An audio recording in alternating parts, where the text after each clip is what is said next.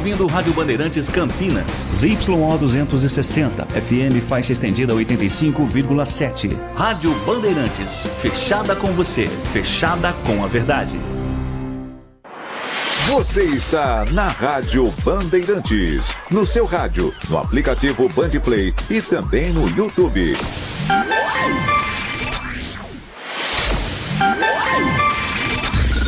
Manhã Bandeirantes. Oferecimento. Recap, Sindicato dos Postos de Combustíveis de Campinas e Região. Acesse recap.org.br. 10 horas da manhã, 36 minutos. Bom dia, uma ótima sexta-feira a você que está na Rádio Bandeirantes Campinas, você que ficou na companhia do Gustavo Frison e do Léo Gaspar Mota com o Circuito Imobiliário. Sexta-feira que vem, novamente com uma edição inédita ao vivo aqui no microfone da Rádio Bandeirantes Campinas. Estamos chegando em FM 85.7 pelas plataformas digitais como Bandplay, nosso aplicativo, a transmissão simultânea também no portal bandmulti.com.br e com imagens do nosso canal do YouTube, youtube.com/Rádio Bandeirantes Campinas. Comigo na mesa de som, Roaldi Júnior, na central técnica, o Pedro Piscinato, com a coordenação técnica do Gil Kleber, nesta edição mais curta, até às 11h30 da manhã, com muita coisa para falarmos, num dia em que Campinas se recupera da chuva forte que castigou a cidade nas últimas horas. Há pelo menos 11 pontos de alagamento em imóveis, quedas de árvores e a queda de um muro, que ainda são ocorrências atendidas desde a noite de ontem em vários bairros de Campinas. O maior índice pluviométrico foi de 68 milímetros na medição feita no Jardim das Bandeiras. A chuva durou 1h30. E o mais grave de tudo, 2 pessoas seguem desaparecidas. Uma jovem de 18 anos que foi arrastada pela enxurrada na Vila Industrial e um homem também jovem, um rapaz de 22 anos, que desapareceu durante o temporal na Vila Formosa. A cidade de Campinas segue com alerta de risco meteorológico nesta sexta-feira. Balanço completo do que aconteceu na cidade. 3 alagamentos na Vila União, 2 alagamentos na Vila Perseu Leite de Barros, 1 alagamento na Vila Industrial, 1 na Vila Castelo Branco e outros bairros que também tiveram pelo menos 1 ponto de alagamento registrados foram a Vila 31 de Março, Nova Europa, Jardim Ieda, bairro Botafogo. Há nesta sexta-feira análise em 3 imóveis para saber se há risco de queda. Novo Campos Elíseos, bairro Nova Campinas e no bairro São Bernardo. Campinas também registrou pelo menos 4 quedas de árvores. Eu digo pelo menos porque é possível que haja uma subnotificação. Casos que já chegaram à Defesa Civil, com árvores que caíram na Vila Progresso, no bairro Chácara Santa Margarida, no Jardim Santa Genebra 2, distrito de Barão Geraldo, e no Jardim Campos Elíseos. Neste momento, Defesa Civil, Corpo de Bombeiros e Guarda Municipal estão com as buscas concentradas nos 2 pontos onde pessoas desapareceram.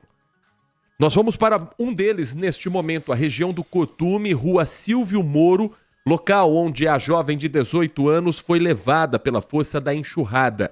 A Lucimeire Ramalho está conosco, ao lado inclusive do coordenador da Defesa Civil, o Sidney Furtado, e ela vai explicar para a gente um pouco sobre esse trabalho realizado na manhã de hoje. Bom dia para você, Lucimeire.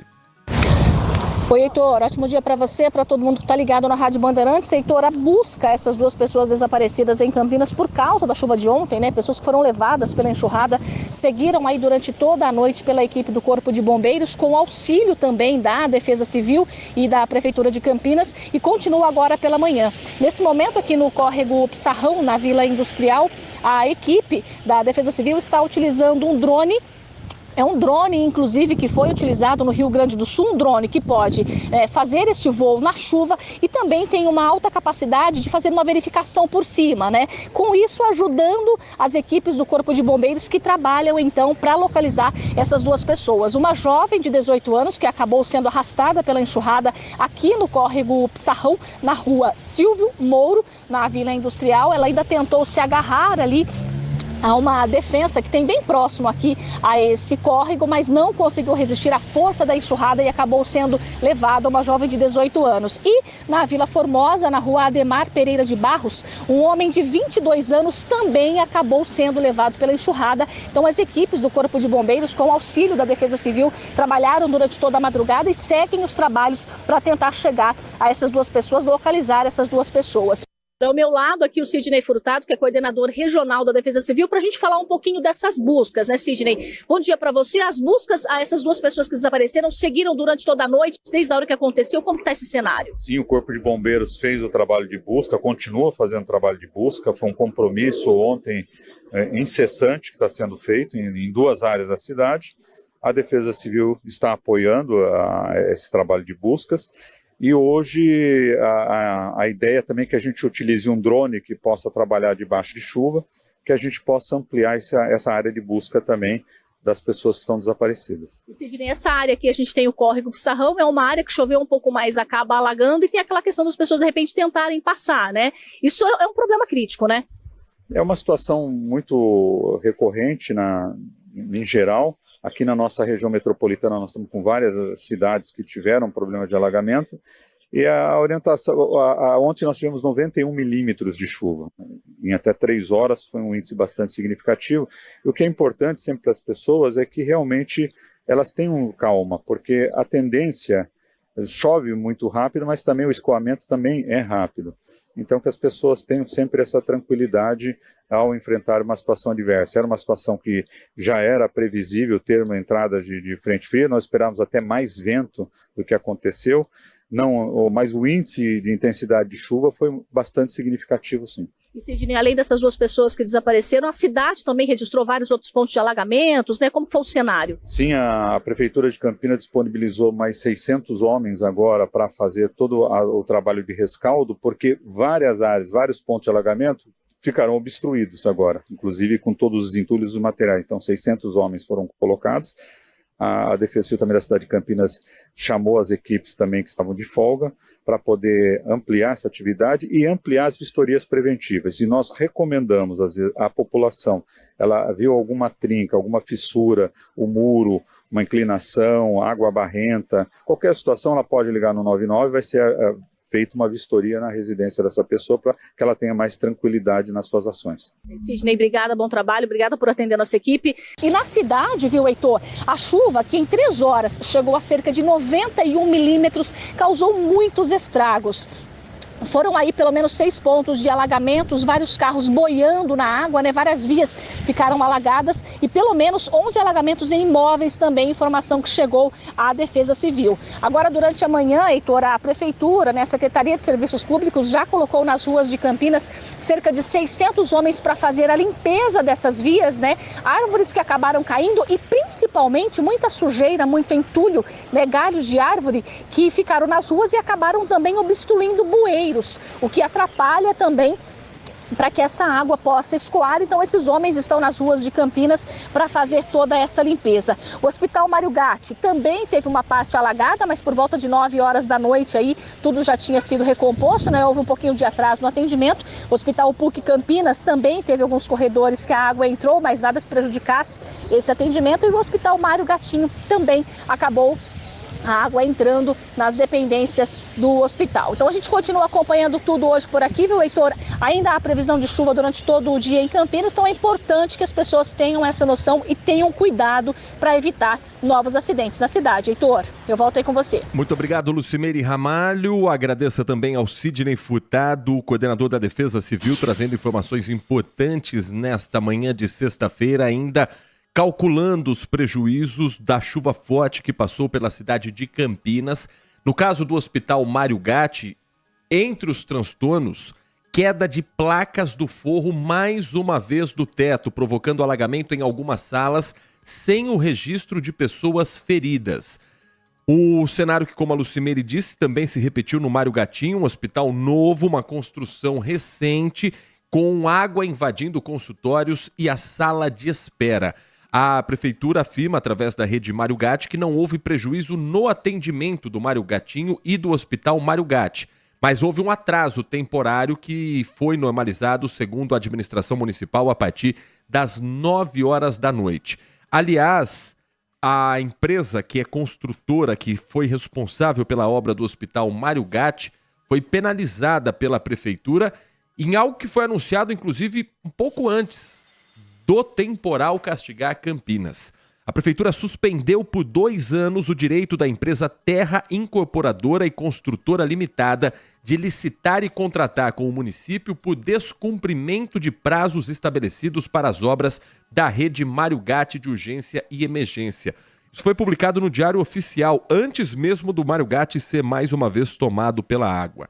A empresa contratada por meio de licitação tem 3 obras em unidades da rede Mário Gatti, com prazo de entrega que não vem sendo cumprido, segundo a prefeitura.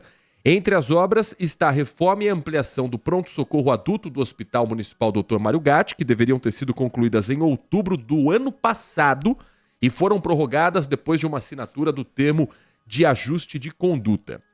Os novos prazos definiram para junho a reforma do pronto-socorro adulto e para agosto a reforma do antigo pronto-socorro infantil, junto com a anexação à área dos atendimentos aos adultos. Novos prazos que não foram cumpridos. Atualmente está em trâmite a avaliação do cumprimento integral ou não desse termo de ajustamento de conduta e o descumprimento prevê uma multa de R$5.000 por dia de atraso na entrega da documentação de irregularidades fiscais e trabalhistas e mais uma multa de R$3,5 milhões no caso de descumprimento de obrigações assumidas com o poder público. Um outro contrato descumprido por essa mesma empresa foi para a execução de obras de adequação e implantação do Sistema de Proteção e Combate a Incêndios, o AVCB, no prédio do Hospital Mário Gatti, no ambulatório de especialidades. A empresa não cumpriu o contrato que levou a rede a abrir nova licitação para dar continuidade à obra. Portanto, a Prefeitura publicou no Diário Oficial a decisão de aplicar uma penalidade com multa de R$61 mil, que é equivalente a 5% do valor do contrato de R$1.200.000, suspendeu o direito de licitar e contratar com o município por 2 anos. A empresa também foi contratada por licitação para a reforma e ampliação da Central de Materiais Esterilizados do Complexo Hospitalar Ouro Verde. A obra foi realizada, mas a documentação não foi entregue e está em finalização o processo de penalização. Então, essas obras que são necessárias de urgência no Mário Gatti, quando acontece uma chuva como hoje, de ontem para hoje, com reflexos ainda nesta sexta-feira, a prefeitura tem que assumir a responsabilidade de ir lá e fazer a obra. Não dá para esperar que a empresa que já fez com atraso, que ainda não está entregando no prazo aquilo que foi comprometido e que da última chuva colocou placas que caíram novamente, que vá lá à prefeitura e compre o material, assuma a responsabilidade da obra. Não adianta passar de novo para a empresa, que a própria prefeitura admite que não faz um bom trabalho, para quando vier uma nova chuva, trazer novos transtornos e dessa vez com ninguém ferido. Mas não dá para arriscar quando se fala em atendimento à população. Tem que ser feito de forma urgente o que for necessário para atender o morador de Campinas. Neste momento, 780 trabalhadores atuam nas ruas da cidade na limpeza e organização depois da chuva com ventos fortes e raio na noite de ontem. As equipes estão desde as 7 horas da manhã removendo árvores, galhos, troncos das vias que ainda estão parcialmente interditadas. Esse trabalho só é possível depois do escoamento das águas. São 600 homens que atuam com 50 caminhões e 30 máquinas espalhados pela cidade e mais 180 na varrição de rua. Esses dedicados à limpeza de bueiros, principalmente na região central da cidade. Os locais que registraram alagamentos foram os seguintes: cruzamento da Avenida Anchieta com a Rua Major Solon, teve alagamento na Avenida Orozimbo Maia, no cruzamento com a Avenida Brasil, na Doutor Penteado, ali próximo ao cartódromo, na Avenida Orozimbo Maia, alagamento nas últimas horas com a Querubim Uriel, Avenida Princesa do Oeste, que novidade, alagou no trecho de cruzamento com a Rua Frei José de Monte Carmelo, a região toda do Cortume, onde houve o desaparecimento dessa jovem de 18 anos, E ainda um outro ponto de alagamento registrado nas últimas horas na Avenida José de Souza Campos, a famosa Norte-Sul, no cruzamento com a Orozimbo Maia. Medição meteorológica das últimas horas. A região sul de Campinas registrou chuva no Jardim das Bandeiras de 68 milímetros em 1h30. É muita água. Quando a gente fala em milímetros, a conta é litro por metro cúbico. Então imagine 1 metro cúbico, imagine 1 litro sendo despejado em um recipiente que tenha 1 metro cúbico. 68 milímetros são 68 litros despejados em 1 metro cúbico. Então a gente consegue fazer essa imaginação, esse exercício, para entender o volume do quanto caiu de água em pouco tempo na cidade de Campinas. Na Orozimbo Maia, 59 milímetros. No distrito de Barão Geraldo, região norte da cidade, 48 milímetros. Souzas, que fica na região leste de Campinas, 45 milímetros. O Instituto Agronômico de Campinas, ali próximo ao Taquaral, registrou 45,2 milímetros. E o CEPAGRE da Unicamp, que fica dentro da Universidade Estadual de Campinas, distrito de Barão Geraldo, 45 milímetros. Previsão para as próximas horas de chuva mais uma vez. Neste momento, Campinas registra 23 graus com umidade relativa do ar em 90%. Chove em alguns bairros da cidade e a sexta-feira deverá manter as características de ontem. A frente fria que estava prevista para chegar ao estado de São Paulo já veio, está com força, atuando não só em São Paulo, mas no estado do Paraná. E permanece atuante na região de Campinas como um canal de umidade que favorece a formação e o desenvolvimento de nuvens profundas até sábado. Além das chuvas que já ocorreram na madrugada, no início da manhã de hoje, a partir da tarde desta sexta-feira, tem um reforço na instabilidade, condições meteorológicas propensas a novos temporais com raios. E não se descarta chuva de granizo associada a vendaval. Atenção a você que vai sair de casa, você na hora da volta para o seu lar, depois do trabalho, você que vai sair para trabalhar, evite os pontos que eu citei agora há pouco, que alagaram hoje, que já estão com solo úmido, que já estão com boca de lobo entupida. E apesar desse esforço dos trabalhadores em Campinas limparem essa área, se vier mais chuva, o transtorno pode ser ainda maior. Isso associado a um calorão, porque a máxima hoje vai ser de 29 graus. Para o sábado, previsão de nebulosidade variável permanece em Campinas. Pode chover a qualquer hora do dia, mas principalmente início da manhã e madrugada de sexta para sábado, previsão de temporal em Campinas. A partir da tarde, a possibilidade de pancada é um pouco mais isolada, devendo diminuir para o final da tarde, começo da noite de amanhã. Domingo, atenção você que vota em Sumaré. A frente fria avança para os demais estados do Sudeste, onde as chuvas vão ficar concentradas. Passando do estado de São Paulo e seguindo para Espírito Santo, Minas Gerais e Rio de Janeiro. Não está descartada a chuva no domingo, mas não tem previsão, pelo menos por enquanto, de temporal.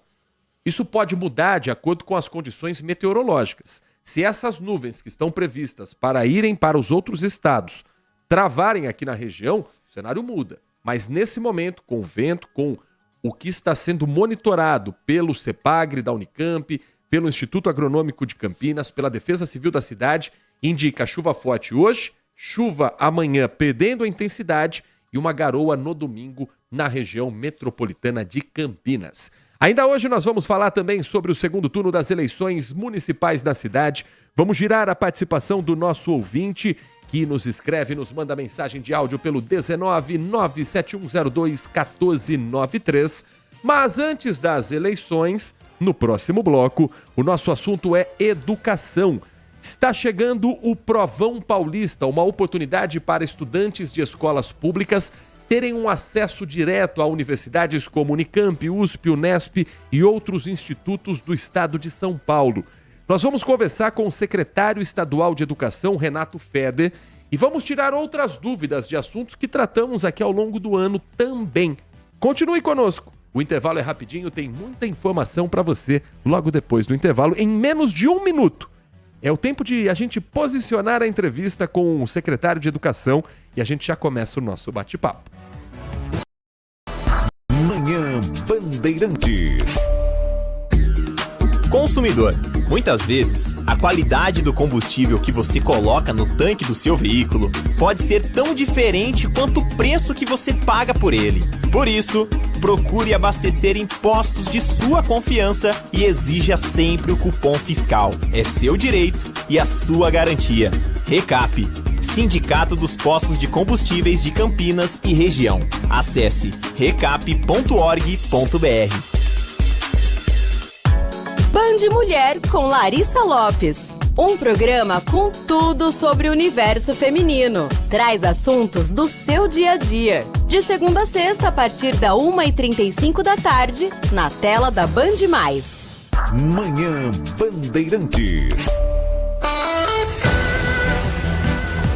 Estamos de volta com o nosso Manhã Bandeirantes, na Rádio Bandeirantes Campinas, nesta sexta-feira, hoje dia 25 de outubro de 2024, dia que marca o fim da Semana D para a escolha de cursos para o Provão Paulista.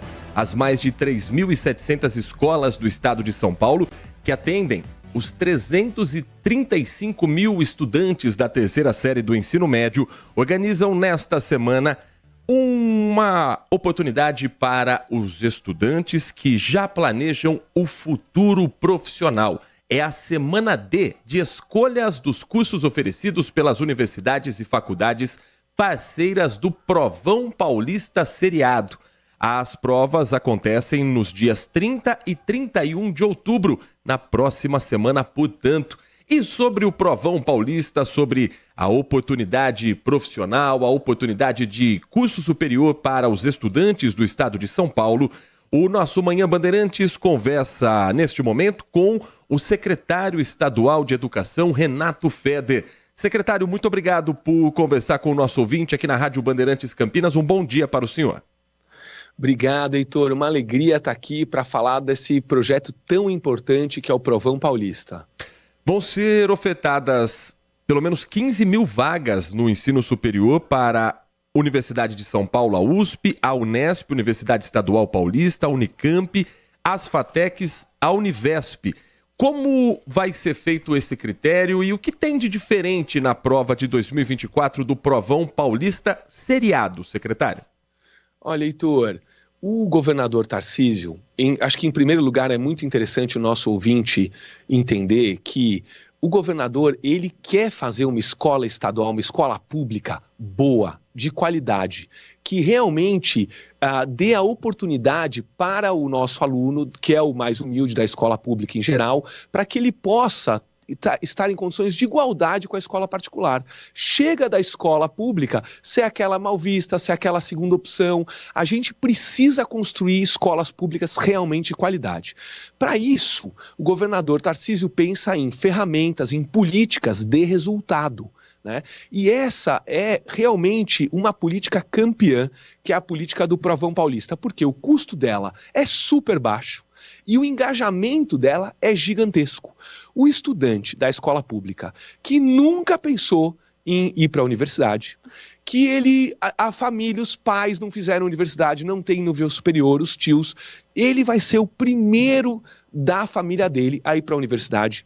Ele já entrou, né, com o Provão do ano passado, e mais, muitos deles inclusive ganham bolsa do Estado para se manterem nessas universidades. Então, o que muda, né?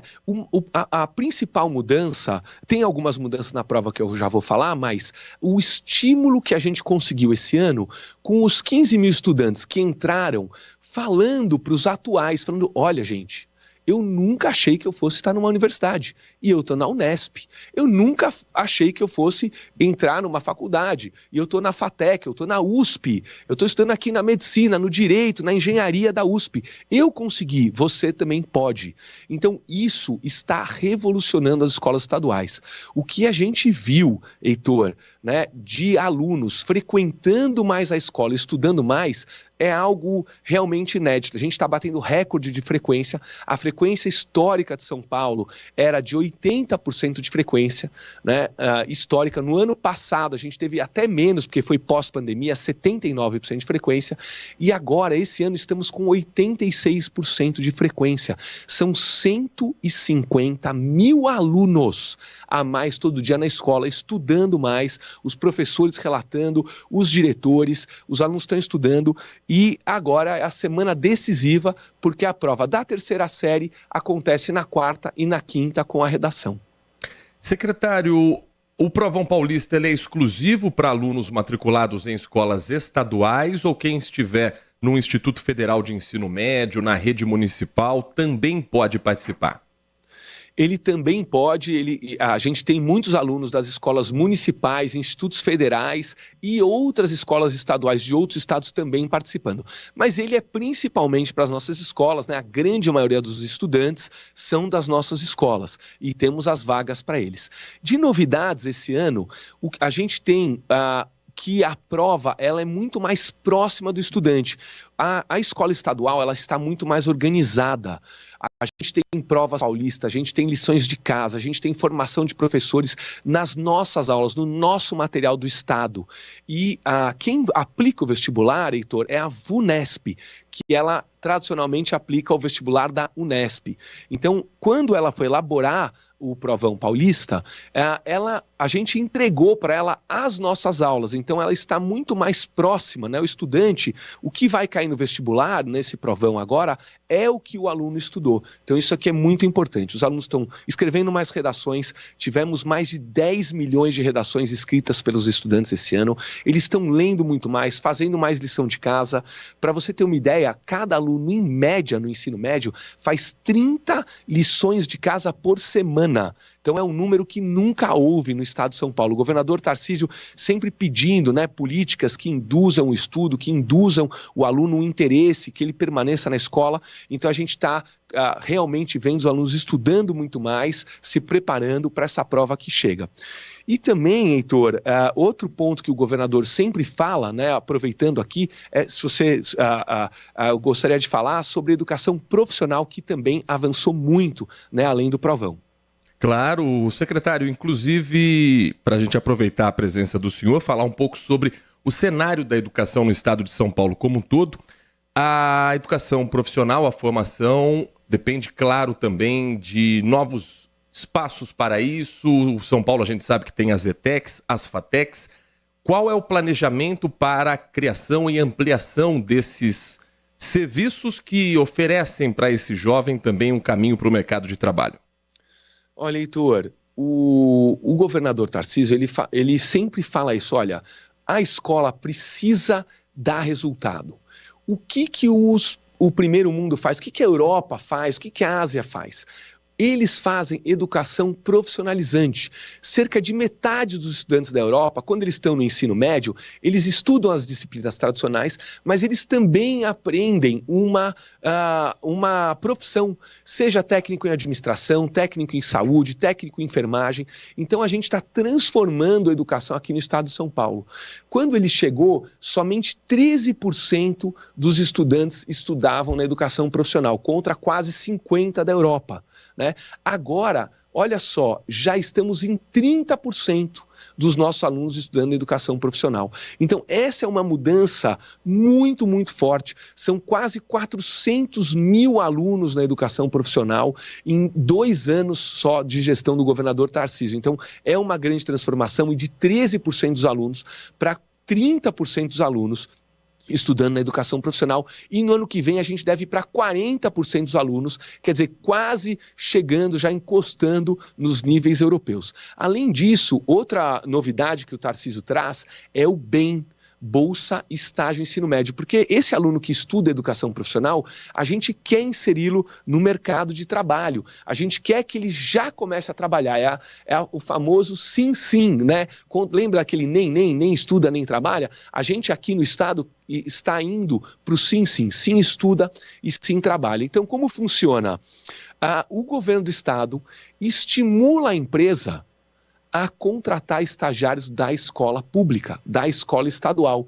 Então, aquela empresa que precisa de um estagiário, ele vem buscar na nossa educação profissional, desde que o estágio tenha relação, né, com a profissão que aquele aluno escolheu. Então, técnico em programação, vai fazer estágio na área de TI.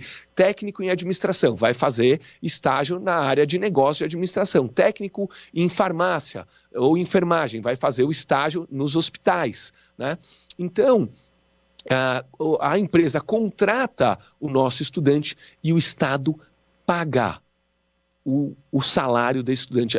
A empresa não tem nenhum custo com o nosso estudante por 6 meses para que ela seja estimulada a contratar os nossos estudantes. Então, essa outra política que a gente está lançando, que é muito importante, que é o BEM, Bolsa Estágio Ensino Médio, onde os alunos vão para o mercado de trabalho subsidiados pelo Estado. Então, o aluno está estudando mais, indo mais à escola, fazendo mais lição de casa, estudando uma profissão para já se inserir no mercado de trabalho. Então, essas são as principais políticas, né, que a gente tem para o ensino médio. Nós estamos conversando com o Renato Feder, secretário estadual de Educação aqui no estado de São Paulo.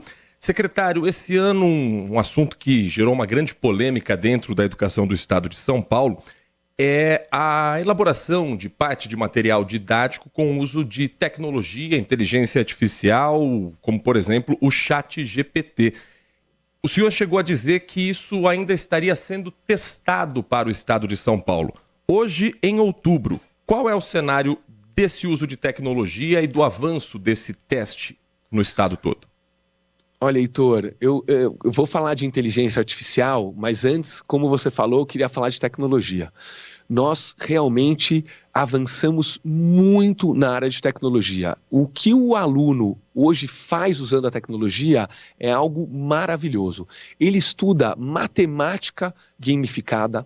A gente comprou, através da tecnologia, 300 milhões de livros digitais, desde grandes sucessos, né, que estão nas prateleiras, como Sapiens, como grandes livros de ficção e não ficção, até livros tradicionais, clássicos brasileiros, clássicos estrangeiros, e eu não teria como entregar fisicamente, até pelo meio ambiente, 300 milhões de livros às escolas, mas compramos 300 milhões de livros digitais que estão à disposição dos nossos alunos, que leem nas escolas, tem aula de leitura.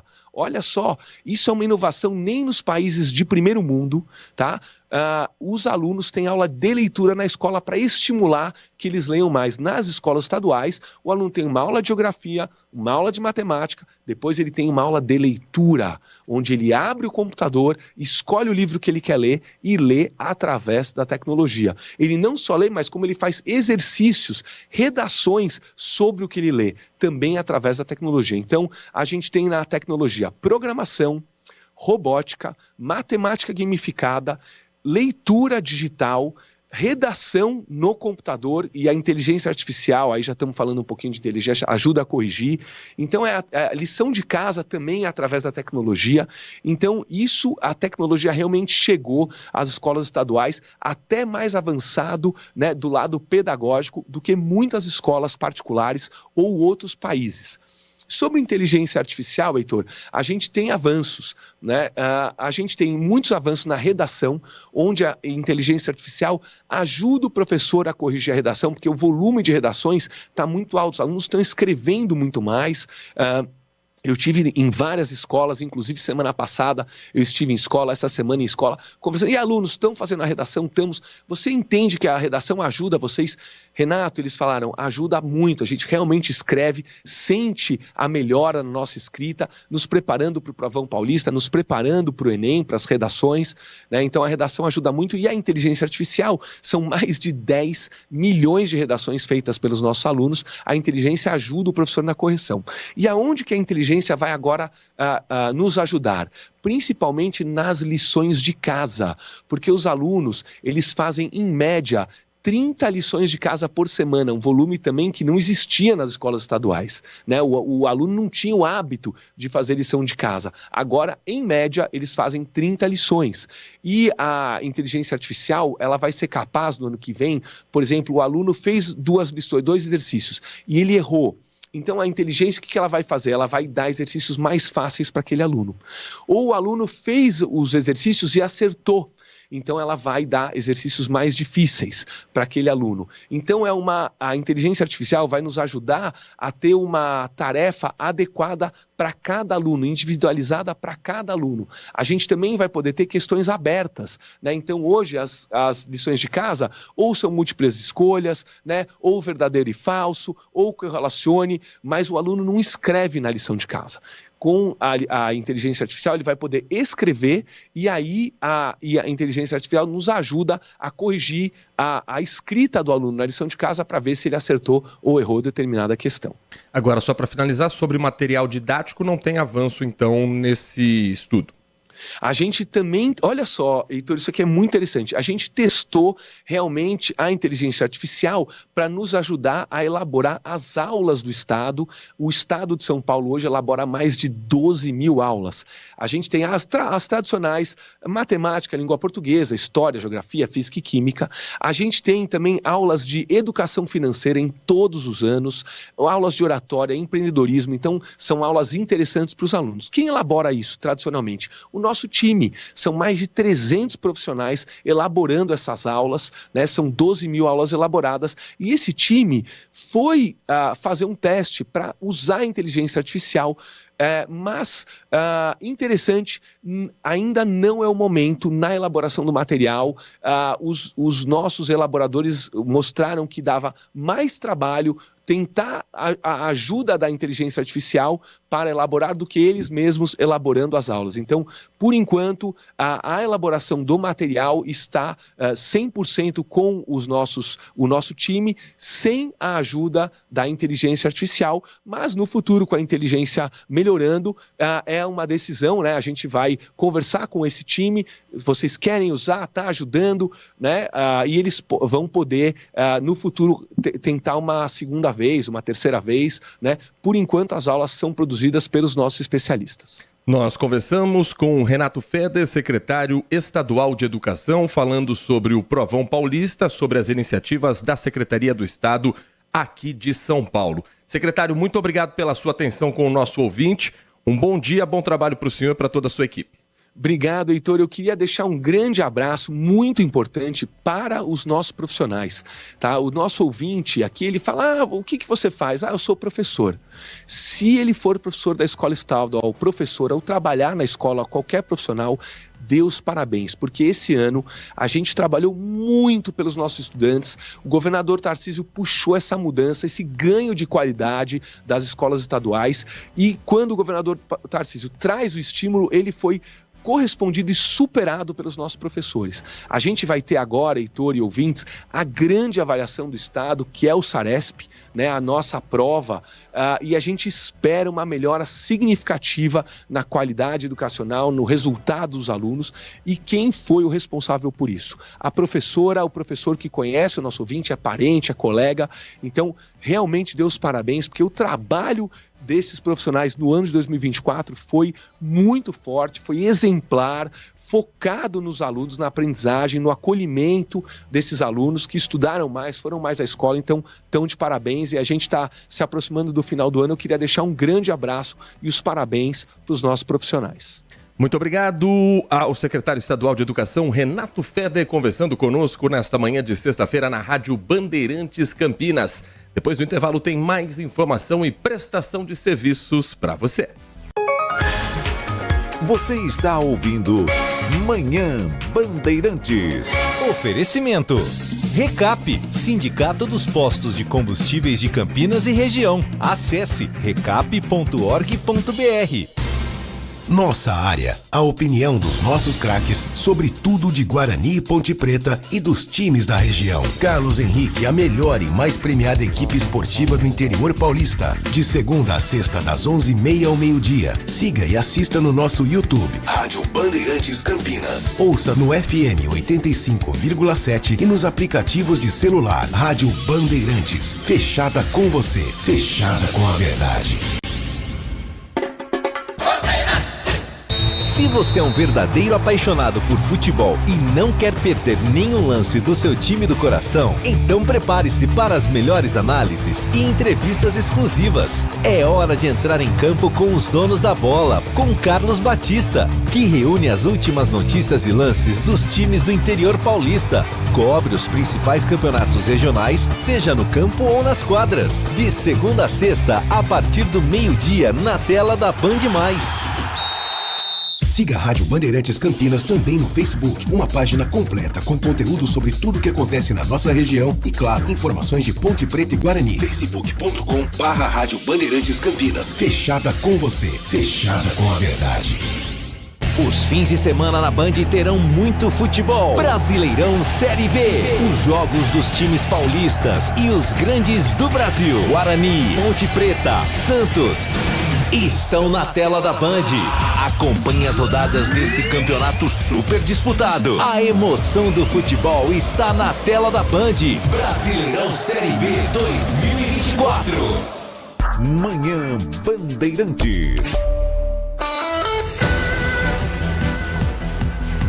11 horas da manhã, 15 minutos, 11h15. Seguimos falando agora, retomando a cobertura sobre o temporal que castigou a cidade de Campinas na noite de ontem, passando pela madrugada, com consequências ainda para a manhã de hoje. Não apenas em Campinas, mas em outros municípios também do interior de São Paulo. O mais grave neste momento são 3 pessoas desaparecidas, 2 delas em Campinas. Eu já trago mais detalhes sobre as buscas que continuam neste momento.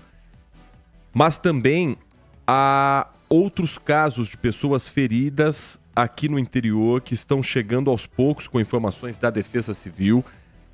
Foram registradas quedas de árvores, 2 pessoas feridas em Taubaté, destelhamento de residências, pavilhão de escola, posto de combustível e muitos problemas estruturais. Além das 2 pessoas desaparecidas em Campinas, também há uma pessoa desaparecida em Jandira, na região metropolitana da cidade de São Paulo.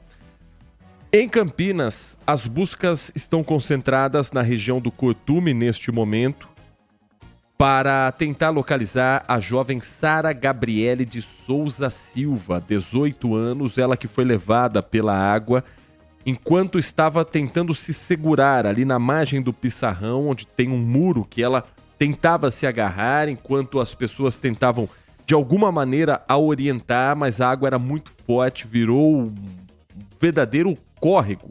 O Pissarrão se estendeu até a rua. E aí a força da água é soberana e, infelizmente, ainda não há informações sobre onde possa estar essa jovem. Nossa torcida para que ela seja localizada com vida e que isso não passe de um susto.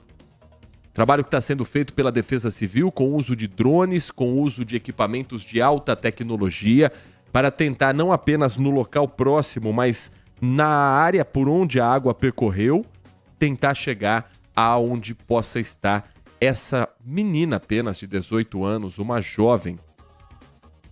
É difícil, né? O tipo de notícia é difícil, mas a torcida pela localização da Sara Gabriele, de 18 anos. Outro ponto de busca é pelo outro jovem, Jair Samuel da Silva Oliveira Marques, rapaz de 22 anos, que foi levado pela força da água na Vila Formosa. Esse caso aqui é o seguinte: nós estamos acompanhando, já não é de hoje, ocorrências de tráfico de drogas que acontecem em bueiros. E ao que tudo indica, isso foi passado pela própria família desse rapaz, desse jovem. Ele estava dentro de um bueiro na Vila Formosa, onde funciona uma biqueira, um ponto de tráfico. Então, quando a água começa a entupir a rua, ela corre para a direção do bueiro. E ele não teve tempo suficiente para sair e está desaparecido dentro do bueiro.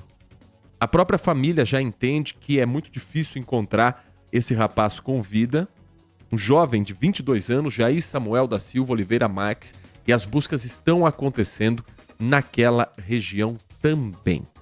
Além disso, informação que chega neste momento, cidade de Itapira, Um homem morreu após o carro em que ele estava ser atingido por uma árvore em uma estrada rural do município, na região do Cercado Grande. 37 anos tem a vítima e isso aconteceu nas primeiras horas de hoje. Chuva continua forte, portanto, na região de Itapira, próximo ali a Mojimirim, Mogi Guaçu. Os problemas ainda associados à chuva de ontem em Campinas. Escolas municipais, 5 delas tiveram problemas em decorrência da chuva. Os 189 estudantes do Centro de Educação Infantil Zoé Valente Belóquio, no Jardim Santo Expedito, foram dispensados após o alagamento de salas de aulas. 2 turmas do Centro de Educação Infantil Perseu Leite de Barros, no centro de Campinas, estamos falando de cerca de 50 garotos e garotas, também foram dispensados pelo alagamento em 2 salas de aula. No Centro de Educação Infantil Jardim Encantado, no bairro Novo Campos Elíseos, o muro da parte lateral da escola caiu. Uma equipe da Coordenadoria de Arquitetura Escolar da Secretaria de Educação esteve no local e as obras de restabelecimento do muro devem começar o quanto antes. Nesse caso, as aulas não foram suspensas. Escola Municipal de Ensino Fundamental Padre Melico Cândido Barbosa, Parque Tropical. Uma mureta caiu dentro da unidade, não há registro de feridos e as aulas estão acontecendo agora. 5ª escola impactada, Centro de Educação Infantil Maria de Lourdes Dória Passos, Jardim Maracanã. Uma árvore caiu em cima do solárium usado pelos alunos para o banho de sol. A área está interditada até a retirada da árvore, mas as aulas estão acontecendo no local. Não dá para dizer que a aula está acontecendo normalmente quando há uma interdição parcial, mas as atividades não estão suspensas. Quanto ao trânsito da cidade e à mobilidade urbana nesta sexta-feira, a informação neste momento da INDEC é de que não há mais bloqueios viários agora às 11 horas e 21 minutos. Todos os semáforos que apagaram, aqui na porta da Band apagou na minha frente, inclusive ontem no temporal que também atingiu a região do São Gabriel. Todos eles estão funcionando agora normalmente. Manhã de hoje, teve um bloqueio na via expressa Valdemar Pascoal em ambos os sentidos e na aproximação da Avenida Prefeito José Nicolau Macelli. Apenas uma faixa de rolamento permaneceu livre por sentido. O bloqueio ocorreu por conta do alagamento e agora, às 11h22, o bloqueio já terminou. Já está liberada a pista nas 2 mãos de direção. A INDEC fez uma ação que reverteu o trânsito temporariamente na rua General Marconde Salgado, em frente ao Bosque do Jequitibás, alterou o tráfego para a rua Coronel Quirino. É o local onde houve a queda de uma árvore em 2023. Final de 22 para 23, se eu não me engano. Quando um rapaz trabalhando passava pelo local, a árvore de dentro do bosque caiu. Então, quando acontece uma chuva muito forte, o solo está úmido, a INDEC tem feito isso. Inverte a mão de direção para ninguém passar naquela área lateral do bosque que dá acesso tanto ao Cambuí, para quem seguir pelo lado esquerdo, ou a norte e sul, para quem for até o final da avenida. Nesse momento, o bloqueio já foi liberado também. Já está regularizado. O esquema todo voltou ao normal. A INDEC fez uma ação também em ruas e avenidas da cidade que foram bloqueadas por conta da chuva na noite de ontem. Já há o desbloqueio completo, segundo a Secretaria de Trânsito. Então, Orozimbo Maia, Querubim Uriel, Frei José Monte Carmelo, locais que estavam interditados agora já foram liberados para o trânsito. 11h23. Rapidamente, apenas agradecendo as mensagens aqui de quem participa conosco. O Rodrigo Oliveira, que está conosco nesta manhã. Rodrigo, você mandou uma pergunta extremamente pertinente ao secretário de Educação, que eu gostaria também de ter explorado com o Renato Feder, mas usaremos outras oportunidades para isso, porque são janelas para compartilhar com você, ouvinte. São janelas que o governo do estado abre para as rádios fazerem entrevistas com o tempo contando. E quando eu preparava a pergunta do Rodrigo, já recebemos ali a informação da assessoria de que ele já tinha um outro compromisso com outra rádio e a gente não quer atrapalhar os colegas de profissão de outros municípios ou mesmo aqui concorrentes nossos de Campinas. O Rodrigo perguntou a respeito de escolas cívicos militares. Por que transformar escolas regulares em cívico-militar se já há todo um andamento para aquela vida acadêmica? Extremamente pertinente o assunto e nós vamos voltar ao tema sim e já tentar agendar uma nova entrevista com o secretário estadual de Educação. Agradecer aqui a participação da Silvia Jonas, dizendo que novidade, os pontos de alagamento da cidade de Campinas são históricos, né, Silvia? O tempo está apertado, agradecendo aqui a mensagem do DJ Alê, ao Alexandro, morador do centro de Campinas, a mensagem também do Marco Silva Bedin, gostaria de saber há quanto tempo o prefeito de Campinas está administrando a cidade, o que ele fez para não ter mortes que estão na conta dele, quem votou nele. Vou dizer mais, tomem cuidado quando forem ao Mário Gatti, que a qualquer momento pode cair uma peça do teto da sua cabeça. Só pra gente fechar aqui, dá tempo de trazer todas as informações. Domingo teremos uma transmissão especial na cobertura das eleições em segundo turno. A partir das 5 da tarde, no nosso canal do YouTube, youtube.com/Rádio Bandeirantes Campinas, já estaremos ao vivo com você. A programação na Rádio Bandeirantes vai começar depois da corrida que está prevista para este final de semana, Grande Prêmio de Fórmula 1, a partir das 4h30 da tarde. Você vai acompanhar as emoções do Grande Prêmio do México. Assim que a corrida terminar na Rádio Bandeirantes, nós estaremos também no FM 85.7. Mas a partir das 5 já estaremos ao vivo aqui dos nossos estúdios, direto da Rádio Bandeirantes para o mundo todo, com a cobertura pelo youtube.com/Rádio Bandeirantes Campinas, principalmente focando no segundo turno das eleições dos municípios aqui da nossa região, Sumaré, Jundiaí, Limeira e Piracicaba. Às 11h26, sem trilha, porque agora eu tenho duas tristes informações para trazer para você, ligadas ao mundo do esporte. A primeira delas é que morreu o ex-lateral direito Zé Carlos, que jogou a Copa do Mundo de 1998 com a camisa da seleção brasileira e por muitos anos vestiu a camisa do São Paulo. Ele tinha 56 anos, a morte foi confirmada pela família na cidade de Osasco. Ele, natural de Presidente Bernardes, e estava em Osasco, na Grande São Paulo, na casa de uma sobrinha. A família achou estranho ele demorar para acordar nesta sexta-feira, ligou para o Corpo de Bombeiros e identificou que ele já estava sem vida. A causa exata da morte ainda vai ser analisada pelos médicos no exame necroscópico. Zé Carlos deixou uma filha de 8 anos e um filho de 16 anos. Atleta com passagens pelo São José, pelo Nacional, pelo São Caetano, pelo Marília, Matonense, mas o grande momento da carreira, sem dúvida, foi vestindo a camisa do São Paulo, quando ele foi convocado para a Copa do Mundo na França em 98. Era reserva do Cafu, jogou inclusive a semifinal contra a Holanda. E a outra notícia, você já vem acompanhando a morte de Maguila, um dos maiores nomes da história do esporte brasileiro. O velório acontece neste momento na Assembleia Legislativa, na capital paulista, para onde nós vamos agora conversar com a Olívia Freitas. Bom dia para você, Olívia. Bom dia a todos. O velório começou às 8 horas da manhã na Assembleia Legislativa do Estado de São Paulo. A cerimônia aqui, aberta ao público, deve seguir até por volta do meio-dia, quando o corpo sairá em cortejo até São Caetano do Sul, em cerimônia reservada à família. E assim o Brasil se despede de um dos maiores nomes da história, um dos grandes nomes do boxe brasileiro. José Adilson Rodrigues dos Santos, mais conhecido como Maguila, morreu nesta quinta-feira em São Paulo, aos 66 anos de idade. Segundo a família, ele estava internado havia 28 dias para tratar problemas de saúde. Ele sofria de encefalopatia traumática crônica, também conhecida como demência pugilística.